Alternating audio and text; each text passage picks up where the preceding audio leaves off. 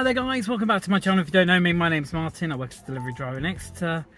This video is all about Uber and its new Quest system. Before I start, I just want to say a big thank you to Alf and the guys from Radio for supplying me all the information to make this video. So, in March this year, Uber told all delivery drivers that they were improving the experience by simplifying the incentive structure. Previously, Uber had used a combination of boosts and quests. But from the 18th of March, they announced that they would be scrapping boosts, and only focusing on the quest side of things. Now, crucially, Uber did state at the time that they did not expect average earnings to be impacted in any kind of... This is what they actually sent out. So, as I said, they're saying exactly what I just said. They get in touch to let us know that from the 18th of March, Boost will be finishing, Quest will be starting, and they're not expecting any change in pay in particular. So, what's happened to order fees on Uber Eats since Quests were introduced? Well, Rodeo ran the numbers, and they ran the numbers from the 1st of January up until the day before it changed, and then from the day before it changed up until now. And what they found was that the average fee per order from the 1st of January to the 18th of March was £4.44. And then the average fee for an order after this date was £4.29. That means there's been a decrease of 3.4% on average order fees. Crucially, these numbers are all based on unstacked orders, so no double orders, only singles, and it's based on hundreds of orders on the Radio app. But has the cut in order fees been offset by Quests? So Rodeo told me that although there has been more Quests than there were before the 18th of March, in fact most people thought they completely disappeared whatsoever. I personally hadn't had one for a very long period of time.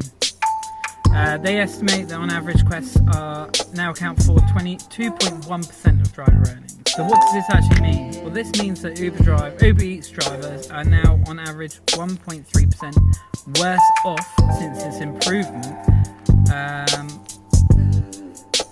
from Uber. So that's what Radio had to say about it anyway. But my personal feelings on it and my personal experience of the Quests is that it seems like Uber are being a little bit sneaky about it. For example, when it first opened in my area, I believe that the Quest, if I remember rightly, were on between 4 and 10, Monday to Friday. And at the weekend it was always from about 11 o'clock to 3 and then 4 to 10 again. However, I have noticed that very, very quietly they've been chipping away at these times on both sides of it. The other day I did notice that the Quest was actually only available between 6 and 8 on one of my shifts. And they seem to have been very quiet about it. There's not really been much transparency. I know if you go into the app and you look, you can see, but I think a lot of riders are getting used to the times that it's on and they are still assuming that those times are still live.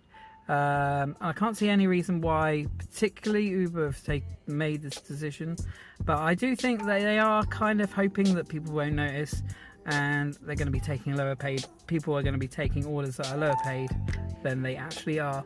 I know at least one driver has told me, what happened to the Quest? I did 3 orders in the last hour and I'm £3 down. So that's my experience of it. And there has been a few times where I've taken an order thinking there was a Quest and there actually wasn't one on at the time.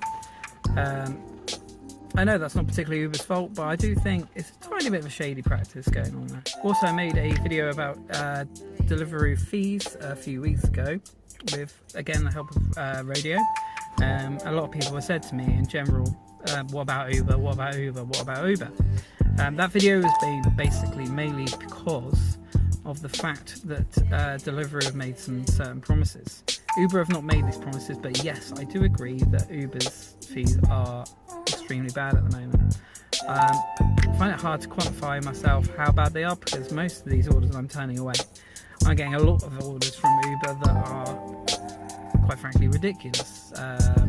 We're talking like 7-8 miles for less than £5. And quite often it's 7-8 miles and it's going way out of the sea. You've got no chance of getting another job to sort of bring you back in. So it's saying 7-8 miles, but sometimes it's actually closer to like 10 to 15 miles because of all the dead mileage coming back. So yes, I do agree with you that Uber has taken a mickey. But yeah, with the Quest, what do you guys think? Has it been the same in your area? Is there any other videos that you think I should cover around fees? Is there any questions you've got? Please pop them in the comments. I hope to see you another time. Anyway, thank you very much for watching all the way through to the end. Thank you. Goodbye.